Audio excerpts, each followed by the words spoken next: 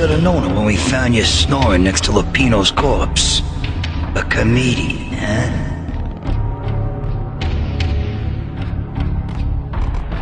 The pictures were filled with good old times.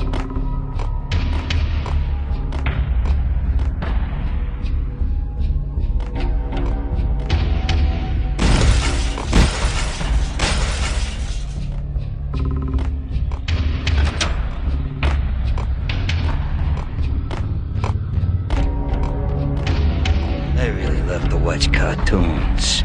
Captain Baseball Bat-Boy is my favorite.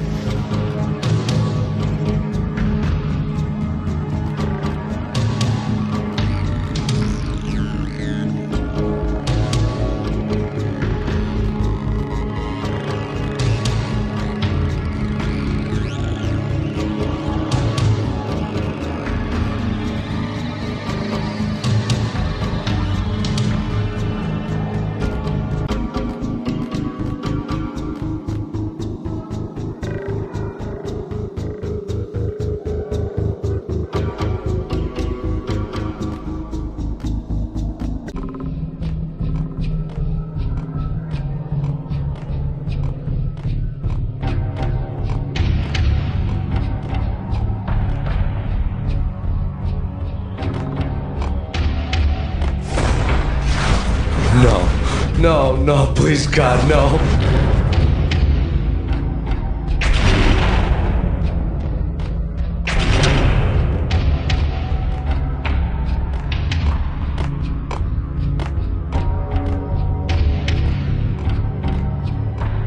Slice them, dice them, shoot them full of holes, blow them to bits, vaporize them, disintegrate them. No matter what you do, they'll still be back good as new. Michelle's diary lay on the table. Michelle was working part-time in the district attorney's office. Her diary was open on today's entry, her handwriting all pretty curves. An army dossier found its way to my desk yesterday. Valhalla? Isn't that a Norse myth? Something about Vikings? I tried to tell Max about it, but he was busy, that cute frown on his brow. Guess it's nothing, just a mix-up at the courier service. From now on, I would always find time for her. It was a hollow promise. Too little, too late.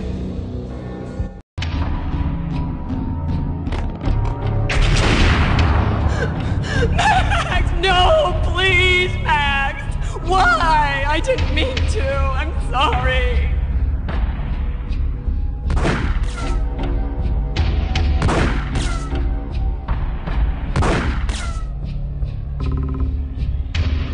Murderer! You killed her! Nothing like that ever happens in the real world.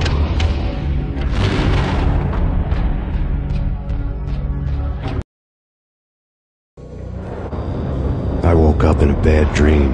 My head felt 2 sizes too small for my brain. Max Payne. I envy your name. And the killer was smiling. Pleased to meet you. I'm Frankie the Bat Niagara. Niagara, as in you cry a lot? He had a baseball bat and I was tied to a chair. Pissing him off was the smart thing to do.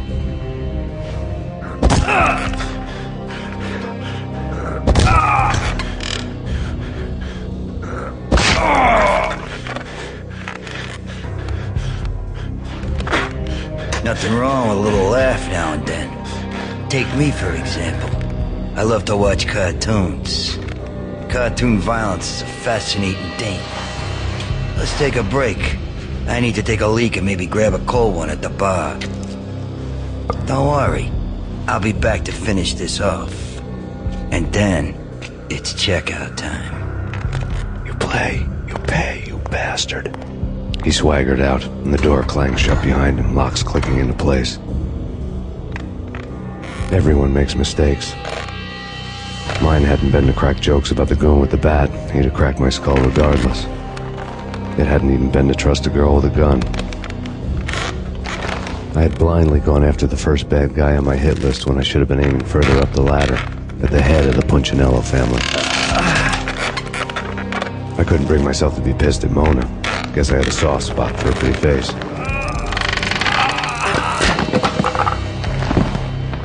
But when somebody decides to play baseball with your head, you tend to get sore. They had dragged me back to the basement of Lupino's hotel. I was beaten, bruised, and blue. I felt like the chair I had broken to get free.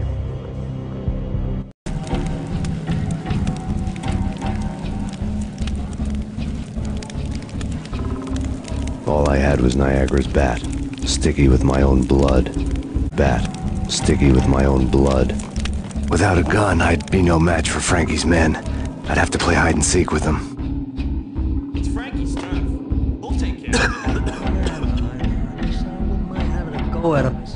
It's Frankie's turn. Yeah, I know that.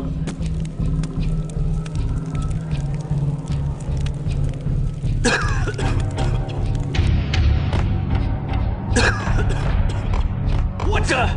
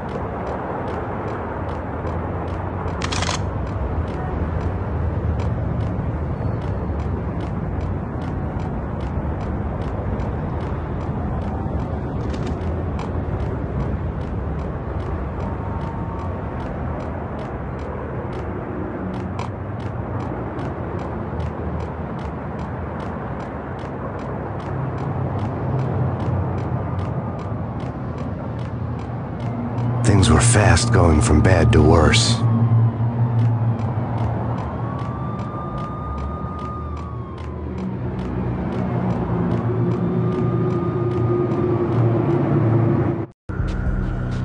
The men in blue had come and gone. They had decorated the place with chalk outlines and tied it together with yellow tape. The cops who had stayed behind were dead. Frankie, his boys, and I had the place all for ourselves.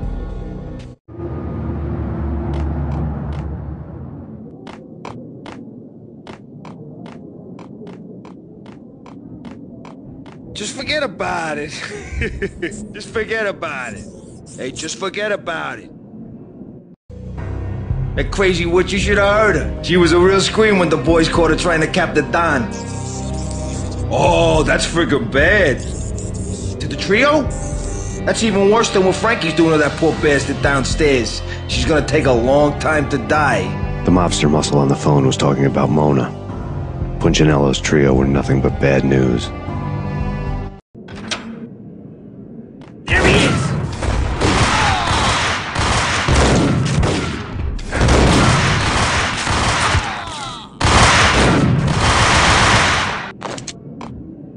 More evidence that Punchinello didn't like me much.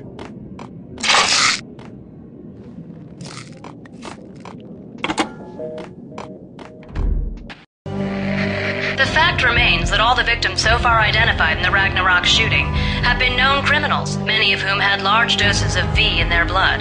Reliable sources say that Max Payne was also among those killed, although no body has been recovered at this time. Reliable sources. That meant somebody thought the Mafia had me and didn't want the cops snooping around anymore. The body would be delivered to them barely recognizable. Case closed. Don Punchinello had the power to be that reliable source, which was no news. But his news was old news. Framing me hadn't been enough. Don Punchinello had put a hit on me. He wanted me dead, and it had been important enough for him to give written instructions to Frankie about it. Max Payne should die like a dog for the trouble he's caused. Frankie, I know I can trust you to give this matter the dedication it needs.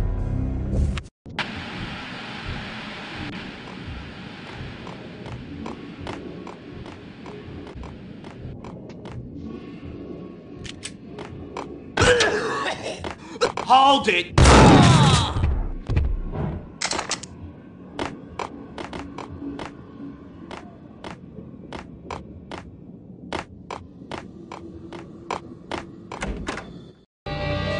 The hotel bar was fast developing quite a history. True to his words, Frankie was there, having a beer. Jesus Christ. How the hell did you get loose? Got bored waiting. Thought, what the hell, we could just as well finish this here. Fine by me. This one's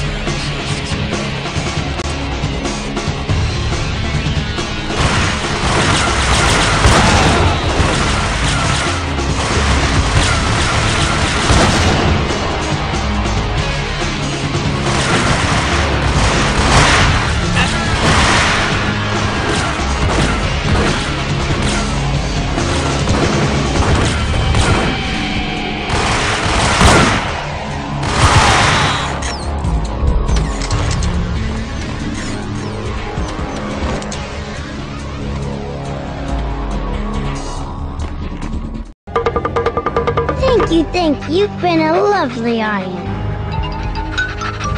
Had enough? I don't play with girls anyway. Unfair! I spotted the tail as soon as I left the hotel. A big black Mercedes. I'd seen the car before. That time it had heralded impressive explosions. Vladimir was back. Bang! You're dead, Max Payne. I might have laughed if I remembered how. What's this supposed to be? Cops and robbers? Look, you want something with me? Get in line. Peace, man. Relax. You know you are a real news item. Armed and dangerous. I am going to make you an offer you can't refuse. I've always wanted to say that. It's a bum rap. I've been framed. Well, that's a moot point. Whatever you did or did not do, I'm sure you had good reason for doing it. Want to hear me out? I'm listening. Punchinello messing with V is bad for business all around. But that's not all. There is this guy, Boris Dine, used to pull jobs for me. He's the captain of the cargo ship Charon. Now the bastard turncoat has gone over to the other side, Punchinello's. The ship's loaded with high-res hardware, guns, my business. If Punchinello gets hold of that cargo, he's won and I have lost. And you'll have your work cut out for you. If you want to get to Punchinello, you'll need heavy-duty persuaders. I am just the man to get them for you. Change the ship back under my flag, maybe pop 2 in the traitor Dime's head while you're at it. You'll get enough guns to start the apocalypse. You in or out? Let's get this show on the road. Vladimir was one of those old-time bad guys with honor and morals, which made him almost one of the good guys. None of us was a saint. The Brooklyn riverfront was a maze of rusty containers, sharp-boned cranes looming up from the snowstorm. On a night like this, you couldn't help but think of the dark army of dead men sleeping with the fishes, cement shoes and lime. No Minotaur lurked in this labyrinth, but somewhere out there, on the Clanker's cargo freighter, the skipper of the Chiron was waiting, like the ferryman of the river Styx.